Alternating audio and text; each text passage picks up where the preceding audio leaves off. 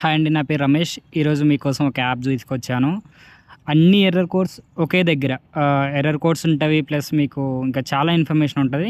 Play స్టోర్‌లోకెళ్ళి technician tool kit అని కొట్టండి. కొట్టిన తర్వాత యాప్ వస్తది. టెక్నీషియన్ టూల్ కిట్ అని దాన్ని డౌన్‌లోడ్ చేసుకోండి. దాని ఇంటర్ఫేస్ ఎలా ఉంటదో చూపిస్తాను చూడండి మీకు. నేను ఆల్రెడీ డౌన్‌లోడ్ చేసి పెట్టుకున్నాను. ఓపెన్ చేసి చూపిస్తున్నాను. ఈ స్క్రీన్ రికార్డ్ సపోర్ట్ చేయట్లేదు కాబట్టి నేను వేరే ఫోన్‌లో చేసి చూపిస్తున్నాను. ఎర్రర్ కోడ్స్ అని ఉంది చూడండి. ఎర్రర్ కోడ్స్ ఓపెన్ చేస్తే మీకు ప్రతి ఎర్రర్ కోడ్ ఏసీకి సంబంధించిందైనా ప్రతి దానికి సంబంధించిన ఎర్రర్ కోడ్స్ ఉంటాయి ఇందులో. నేను సపోజ్ ఎల్జీది కొట్టి చూపిస్తాను చూడండి. ఎల్జీ ఎర్రర్ కోడ్స్ చూపిస్తాను ఫస్ట్ టైం అయితే మీకు. ఎల్జీ ఆహ్, స్ప్లిట్ ఏసి చూపిస్తాను చూడండి. ఎల్జీ ఓపెన్ చేసిన తర్వాతకి మీకు ప్రతి ఎర్రర్ కోడ్ కనిపిస్తది ఎల్జీకి సంబంధించింది. ఎల్జీ స్ప్లిట్ ఏసి చూపిస్తాను చూడండి. స్ప్లిట్ ఏసి ఎక్కడుందా? ఓకే. వ్యూ డాక్యుమెంట్ కొడుతున్నాను. ఒక్కోసారి యాడ్ వస్తది. ఒక్కోసారి రాదు. ఓపెన్ చేసిన తర్వాతకి ఇట్లా వస్తది మీకు. ప్రతి ఎర్రర్ కోడ్ ఉంటది చూడండి ఇక్కడ.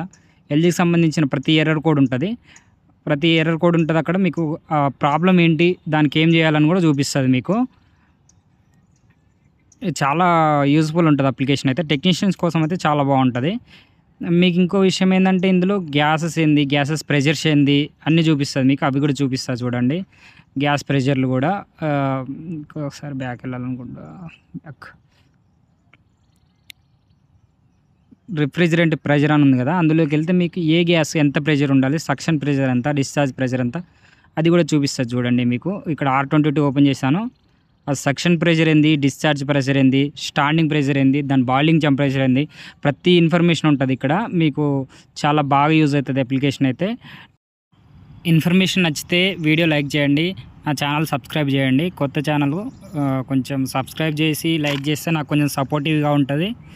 కొంచెం లైక్ అండ్ సబ్స్క్రైబ్ చేయండి. మరిన్ని వీడియోస్ ఇంకా చేస్తాను నేను. నాకు కొంచెం సపోర్టింగ్‌గా ఉంటది.